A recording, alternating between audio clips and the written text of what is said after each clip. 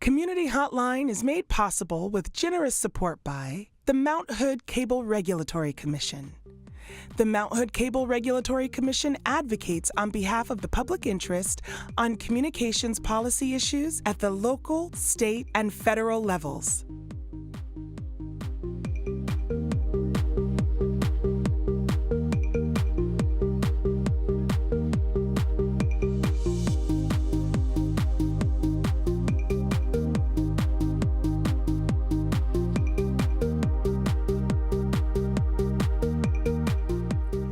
Welcome back to Community Hotline. I'm Monica Weitzel. We're here in Gresham at MetroEast Community Media. And now for our last interview of the night, we're going to be talking with Multnomah County Right to Life. And here to represent the organization, we have the co-chairs of the organization, Janice Bauer, nice to have you here. Thanks. And Barb Tima. Thanks for coming tonight. Thank you for having us. You bet. Now, the Multnomah County Right to Life, how long has that organization been around, and what exactly is your mission? Could one of you tell me that? Sure. So we are a chapter of Oregon Right to Life. Okay. And it was in 2012 that our past president, Janice Dysinger, had the vision that we needed a chapter back in Multnomah County. There'd been one previously, but it had been inactive for several years. So she sent out some mailers and invited us, and that's how the two of us got started. Mm-hmm. So, and how long ago was that? You said 2012? 2012, January okay. 2012. Okay. 2012. And I know Janice, she's a go-getter. That's She's great. So what is your main mission then? Is it education? Is it, what is your main focus?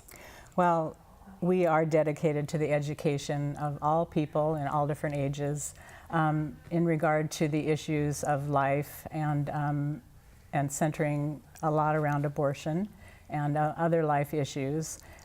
We strive to concentrate on the education piece of it. Okay.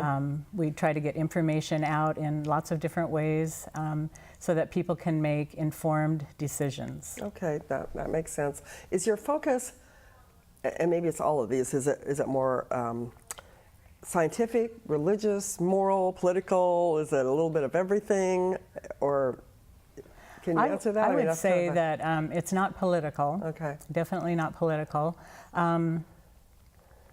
Religion, of course, faith, I guess it would be a matter of faith. Faith definitely plays a factor. Education, science, definitely. Okay. Medicine. Okay. All of those pieces play into it. And our main goal is to get that information out to people, because we don't feel that the mainstream media really does a very good job of getting information to women around the area of abortion, because, as you brought up a moment ago, because it does tend to be political. Yeah. And when you're, when we talk about abortion, you're either pro-life or pro-choice.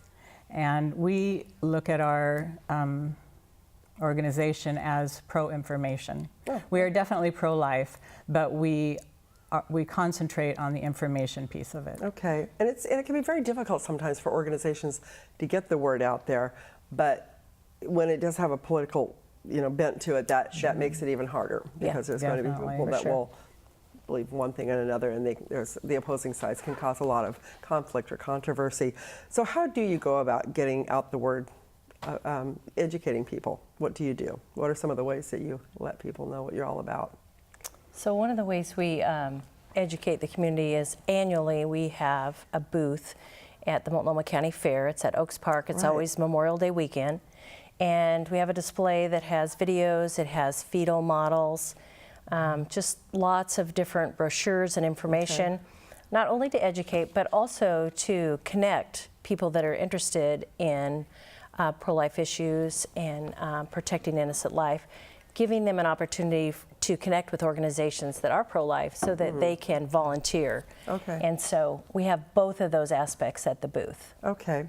I know Larry Smith is the chair of that Multnomah County Fair. I've had him on here before. He's one of our longest running producers here at MetroEast. Oh. But and he's been getting me to get down there next year, because I couldn't make it this last year. So maybe I'll see that you're there next year. A lot of people don't even know there is a Multnomah County Fair. I know, it's funny. They don't. It's at Oaks Park, and it's Memorial Day weekend every year. And it's free. It's free. Which is really amazing to me. So I think you have to bring a canned good for snowcap or something like that. Two canned goods. worthwhile. Yeah, absolutely. Yes. Now you brought some pictures, and so maybe we can take a look at those, and you can tell me. I think some of them might be from some fairs or other places where you have a booth set up. Yeah. So let's take a look at those. And let's see here. Besides the fair, what else do you do to let people know? Is this like at the fair? Or so this is our fair at our booth at Multnomah County Fair, and this is people in the booth listening to the baby's heartbeat. Okay. So we have a lot of information and displays about fetal development. And some interactive things, which absolutely. which especially interest the kids. And it says borrow this display, so. Yeah, so that display can be loaned out to a church, it can be loaned out to a school, any organization that is interested in showing fetal development. And so it's a little girl holding a 36-month baby. That's what that's its size and weight in the womb. 36 month, 36 week. 36 weeks. Did I say months? That would be way over. That would be. Yeah. Those are not still in the womb. Sorry about that. That would be very painful. So this is So there is a baby that's only 7 days, I believe, through. Through 7 months. Yeah. Okay. Okay. And so you use these for educating the public Yes, and exactly. anybody that has questions about it. It's really nice because the children are really interested, and that kind of draws a lot of people into our booth. And pregnant women walking by are very interested. A lot of people don't realize that the heartbeat in a baby starts at 6 weeks, or they don't realize that all the organs are formed at a certain time. So we have the different, I think there's like 6 different models, and they're all life size in the sense that if it says 3 months, that's the size that the baby is at 3 months, and the weight. And it tells exactly what is developed and what isn't. And the kids can also pick up a telephone and hear a baby's heartbeat, which is really fun. I bet they love that too. Yeah. And then we give away little samples of little rubber babies that are not samples of babies, but little rubber babies. This is not at the fair. So what are we looking at here? So this is the Oregon Right to Life Conference. That's every year in April, and they have different speakers come in. David Daleiden was there last year. He was the one that went undercover and learned about and told about the cell of the fetal body parts. Oh, okay. So that's, I'm not sure if that's him, but that's typical of the Oregon Right to Life Conference. You get quite a few people there, it looks Yeah. like. Yeah. Yeah. So you also, I understand, are helping to promote a documentary that's coming out, is that right? Now, this wasn't something that was made by Right to Life, was it? Or no. It was and just I have something the that lady's name written down because it's an Indian name, and so it's difficult for me to remember without writing it down. Hush, the film. name of it. Okay. And it's a documentary film, and it was produced and commentated by a woman named Poonam Kumar Gill. I hope I said that correctly. In 2015, and she was actually started doing research, and she was astonished at the amount of information that was not available to women in order to make an informed decision about abortion. Okay. She had a miscarriage at a very late date at 32 weeks, and so she started. Someone told her that because of that, I think it was her doctor told her that because of that miscarriage, she had an increased chance, a risk for breast cancer. And so she started doing research, and she got together with you can finish that because Okay, I'm not sure. yeah, so she was like pro-choice, and the executive producer was pro-life, and together they just decided that they wanted to find out what were the real facts, because pro-choice often says these are the negative side effects of abortion, and pro-life often says, well, these are the negative side effects of abortion. Pro-choice says it isn't that bad. It's, and so the two don't agree, and yet there's a woman here in the middle wanting information about her health. Right. And so they wanted to start a healthy conversation about women's health and what are the effects of abortion on women's health, and to have a neutral opinion about that. Right, And so right. that's what they came up with, and they made the documentary Hush. I think we have a trailer from that Okay. movie, so maybe we can take a look at it, give people just a little flavor of what they can expect. Let's look at that now. What we now know is there are no long-term consequences from abortion, and that includes psychological effects as well. How it exploits us is we're not told the truth when we go into an abortion clinic. It seems there's a real clear unwillingness to deal with the science on this. Once you say a subject is closed, what you're really saying is, I don't want any more research done on this topic. You're not hearing about these things because the medical organizations are actively screening them out. When I heard claims that there were long-term physical and psychological problems associated with abortion, my initial reaction was to take offense. The abortion breast cancer link is an old dog if they keep on flogging. Are you trying to stop abortion? What were women actually being told before their abortions? How were these women actually doing afterwards? My health and my life could be at risk. It didn't matter how many studies there were. That information was not going to get out. The media blackout was overwhelming. You're not seeing it at all in the news because it's about abortion. What we have not impacted is the flat rate of very preterm birth. And it just was a huge question for me why this association wasn't talked about amongst my colleagues. That's not good science. That's politics. Not all women are going to be just fine, and not all women are going to be traumatized, but often that variability gets lost for those who want to say it's all this or all that. I'm feeling like I'm losing my mind. This really has nothing to do with the morality of abortion. It's the morality of telling the truth about it. I really dislike this whole necessity to package yourself as pro-choice or pro-life. I am pro-information. Breast cancer, premature birth, and psychological damage.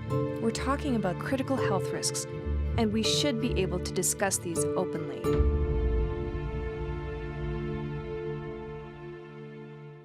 Powerful show, I can tell. It really is. 30 to 50 million women in the world, worldwide, have abortions every year. That's a lot of women. And in the United States, 1 in 3 women in their lifetime will have an abortion. And so only 35 states in the United States require informed consent, and Oregon is not one of them. Oregon does not require that any risks be told to the woman who comes in for an abortion, whether it's in a hospital, in a clinic, in a doctor's office, wherever. They are not informed of any of the risks. And we feel that this movie is a good talking point, a good way to get people started, conversations going about what exactly are the risks for abortion so that women can make an informed choice. Sure. So we're just about out of time. What if people are interested in getting more information besides going to the documentary? If they want to get involved, what do they need to do? What if they want to be involved with your organization? Should they go to the website? Sure. Yep. They go to our website, myrtle.net. They can go to our Facebook page. Myrtle.net, Multnomah, right. Yeah, Yes. NRTL.org, or is it .net? .net. Yeah, .net. .net. Yes, they go there. They can go to our Facebook page. And we're having a showing of the movie on November 17th, and that information is at 6:30. And that information is on the website and on our Facebook page And where as well. will that be shown? At Clear Creek Community Church. It's on 4100 Southeast 182nd Avenue in Gresham. Jenny, shall we see Yeah, you there? right. Okay, Yeah. great. All right. Thank you both very much for coming today and sharing this information. And I'm sure that you'll have reached some people that will really be thinking twice now. So thank you very much. I appreciate it. Thank you for having us. You bet. Yes. And thanks for watching Community Hotline. It's been an interesting evening. I've learned a lot, and I hope you have too. We'll be back here next week at the same time. We'll see you then. Good night.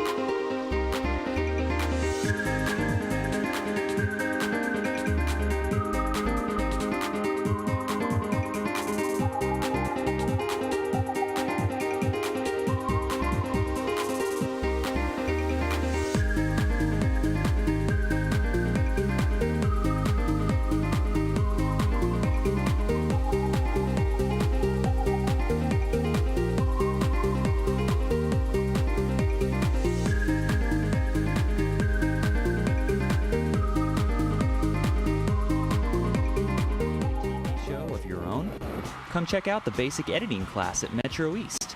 Our trainers will give you the skills you need to flex your creative muscles. Using our state-of-the-art iMacs and Final Cut Pro 10, you can work with your own videos, add graphics and music, and even drop in cool special effects like green screen and slow motion. The best part? No experience is required. All ages and skill levels are welcome. Find out more on our website at metroeast.org.